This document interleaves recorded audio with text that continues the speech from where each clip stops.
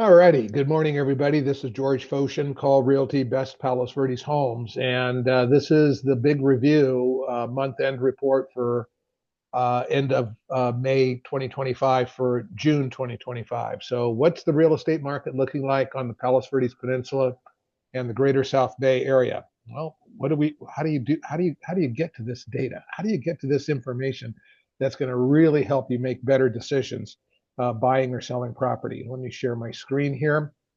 What you're going to want to do is go to Palos Verdes Homes Best.com, Palos Verdes Homes Best.com, and then you're going to click on blog. And the article that you want is this one right here that was created June 1st, 2025. Click on that. Um, excuse me. And let's go down to, first of all, the tables from which the charts that I just scrolled past come from. And as you see, using Palos Verdes Estates as an example, well, no, let's just jump to the whole South Bay. Let's do a big macro look. And then from there, you can use the same type of analysis as you explore the other areas that I analyze. So I'm comparing two equal 6-month periods of time, December 1st, 2023 through the end of May 2024, same period of time for uh, December 1st, 2024 through the end of May 2025. So same 6-month period of time. We're taking out seasonality as a factor that way. How is the market doing? How do we measure that objectively? Well, we do that by analyzing supply and demand. How have changes in demand, evidenced by pending sale volume, and changes in supply, evidenced by new listing volume, how are those forces interacting with one another to calculate how the market is absorbing inventory at the pace that the market is taking properties off the market via sale activity? At that rate, how long would it take to sell existing levels of unsold supply? That's the purpose of this analysis. It's the singular common denominator distilled down to the basics, down to the simple, to answer the question. If the market is worse at absorbing inventory, we're going to see the number of days of unsold inventory increase. But that's not a factor of just supply, and it's not a factor of just demand. It's the interaction between the two. So what happened in the South Bay, for example? Well, in the earlier time period, the earlier 6-month period, 2023 through 2024, there were 2,917 properties listed and 2,342 went into escrow, creating a number of days of unsold inventory of 224 days. In other words, your expectations as a seller is that unless you price your property very, very aggressively, you could be on the market a very, very long time before the market swept your property off the market by virtue of a sale. So these are real important numbers, more important than days on market. Average days on market tells you nothing. All it does is tell you, it just gives you it's like having macular degeneration. You're only looking at a small piece of the entire picture. The absorption rate is what really tells you what's going on.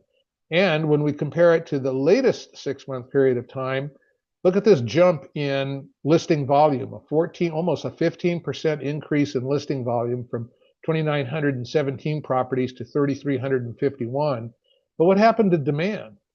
Demand went up too, from 2342 to 2359, but not nearly as much as supply.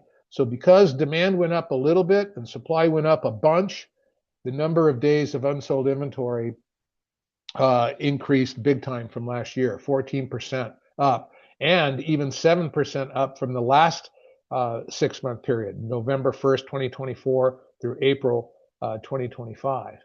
So you can look at the numbers for each of the markets that I analyze, and then you can go up here to the charts and get a deeper understanding as to what's happening. One of the bonuses I added was this chart, which demonstrates for you in terms of the Palos Verdes Peninsula single-family residences the frequency of dollar per square foot distribution. Clearly, you can tell that using an average dollar per square foot tells you nothing about the market. It's seeing this bell curve that really explains where the market activity is happening, and most of it is happening right up here at around 900 to 800 to 900, maybe up to $1,000 a square foot, right in this range. This is where most of the activity is. Scan this QR code if you want, and yeah, what can I point at that's a really kind of an interesting chart that I wanted to profile?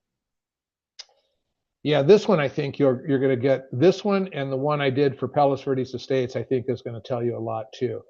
In this chart, what I'm doing is I'm comparing the average sale price of a property sold in the South Bay in May of 2025 versus, at least for this particular data point right here, what a home sold in May of 2024, and calculated the difference. This is the zero line. Obviously, as this goes higher and higher, the market is improving, improving, improving, because you're comparing two 1 month from last year to the same month this year, and what's the difference in average price. So, and then we all know what happened in 2008, and the market improved, and here's what it's doing now. So really interesting stuff. And if you want to take a deeper dive into your micro market, the area, the neighborhoods specifically within which you want to buy, or within which your home exists that you're thinking of selling, give me a call or text me. You can use this number down here, or up at the top of the page, use the Contact Us tab, and you can fill out the little form here, and go from there. Or alternatively, at the bottom of every one of my pages on my website is my Calendly link, where you can book an appointment, phone, Zoom, in person, what have you.